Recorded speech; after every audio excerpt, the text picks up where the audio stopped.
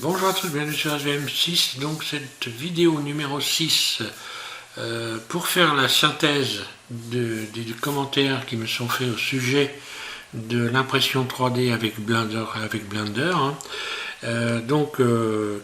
cette synthèse qui va me permettre d'adopter une stratégie pour les futurs tutos que je vais faire. Donc je remercie déjà pour les commentaires Willy, Pascal Garot, Johnny Pongerard et Dobert42 pour les commentaires donc, qui vont m'aider maintenant à essayer de trouver une façon de procéder particulière pour pouvoir réaliser des vidéos pour l'impression 3D. Alors, il faut savoir que si j'ai bien compris, je réponds donc un peu à tous, j'ai bien compris, suivant le matériel que l'on a, les fils, les buses, enfin tout un tas d'éléments comme ça, on a donc des résultats qui sont complètement différents. Donc forcément pour moi je vais être obligé donc d'adopter une stratégie particulière puisque je ne peux pas faire évidemment pour chaque machine un tuto particulier. Donc je vais être obligé de je fais la synthèse de tout ça justement pour pouvoir avoir quelque chose, une stratégie on va dire qui est acceptable de manière à ce que tout le monde puisse en profiter. Donc moi personnellement j'ai déjà fait des imprimables. Alors j'ai déjà fait des imprimables et qui ont été imprimés. Donc par exemple ici, on voit c'est une encre. Elle a été imprimée, je l'ai vue. Elle a été imprimée. Alors effectivement, donc Willy, là tu me précises qu'il va y avoir du rabotage à faire, du ponçage, etc. Donc oui, ça j'en suis bien conscient parce que la personne qui a imprimé cette encre a été obligée aussi de faire un petit peu de ponçage. Par contre, la dimension de cette encre était de 8 cm et elle a été réalisée correctement. De la même manière que j'ai donc une autre personne qui a modélisé, par exemple ici, qui a imprimé ici. Donc il m'avait demandé de lui faire ici des cajots comme ça à bouteilles, des caissons à bouteilles. Je vais arrêter, voilà. Et donc ils ont été imprimés aussi. Alors là c'était pour un modèle réduit, genre petite voiturette, enfin petit camion à lait. Donc vraiment c'était tout petit et ça a été aussi imprimé.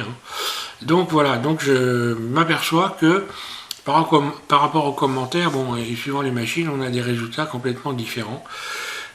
Et qu'il peut y avoir du travail. Alors j'ai également créé donc un tuto spécialement pour David qui qui avait un modèle réduit de toute petite voiture, qui voulait refaire le capot de sa voiture et qui avait des problèmes. Donc je lui avais fait un tuto pour pouvoir réaliser ça. Il l'a réalisé, il l'a imprimé et c'était un capot qui devait faire, je sais pas, 3 ou 4 cm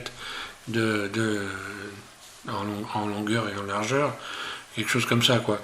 Et ça a été réalisé correctement. Donc je m'aperçois que en fonction des différentes machines, les résultats peuvent être différents. Donc moi je vais être obligé de faire abstraction un petit peu de tout ça puisque chacun doit régler sa machine par rapport à ce qu'il veut faire évidemment. Donc par rapport au tuto, il faut qu'il soit capable de modifier les dimensions.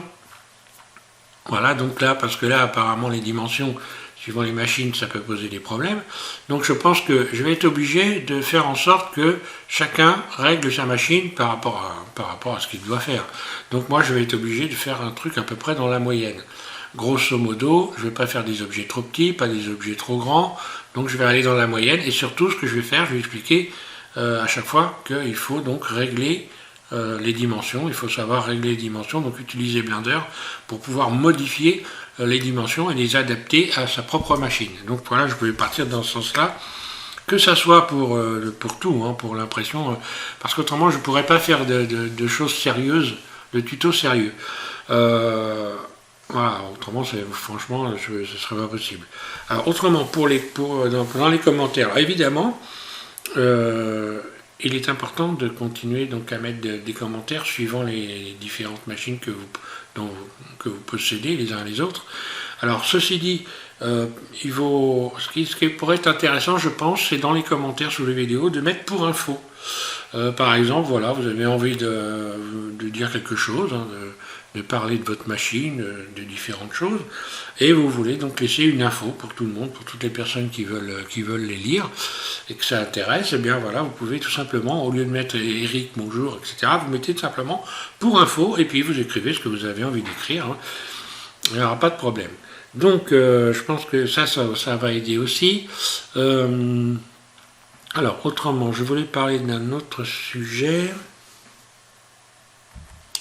Oui, au sujet des applications, des différentes applications. Donc effectivement, il y a différentes applications suivant les machines qu'on peut utiliser, qui sont plus ou moins intéressantes, mais plus ou moins chères aussi, je suppose. Donc moi, je dois rester évidemment dans le cadre de la modélisation et de l'impression avec Blender 3D, donc parce qu'on reste dans le cadre des applications gratuites. Donc après, il peut y avoir d'autres applications gratuites. Alors là, il y a quelques cas, évidemment, dans les commentaires, toujours, même payantes d'ailleurs, pourquoi pas, qui sont toujours intéressants de le préciser dans des commentaires. Donc moi, par contre, je dois rester, ma ligne, c'est Blender, évidemment, pour des personnes qui n'ont pas forcément les moyens d'acheter des applications qui sont chères. Et qui également ont des machines qui ne sont pas forcément très performantes, donc il en faut un peu pour tout le monde, j'ai envie de dire à ce sujet. Ce que je voulais dire aussi,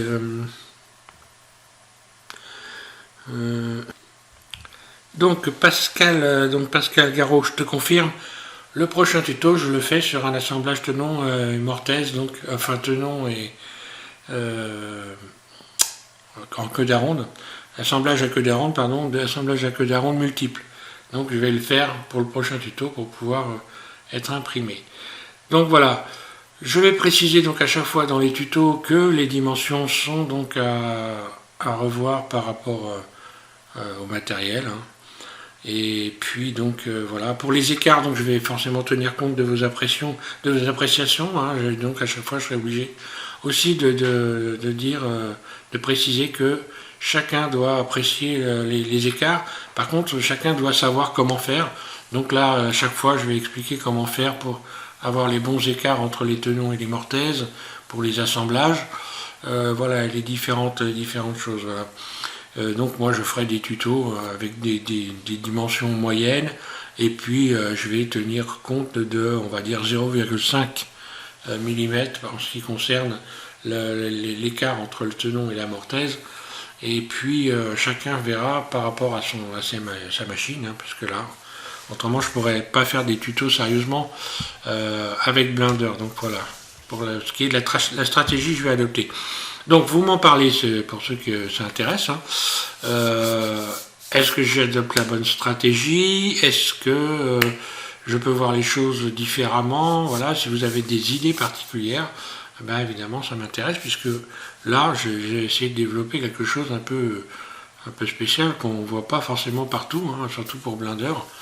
Donc voilà, donc tout est à faire, j'ai envie de dire, tout est à concevoir, voilà. Et donc je vous remercie pour votre aide encore, et je vous souhaite à tous de bien vous amuser avec Blender. Voilà, merci.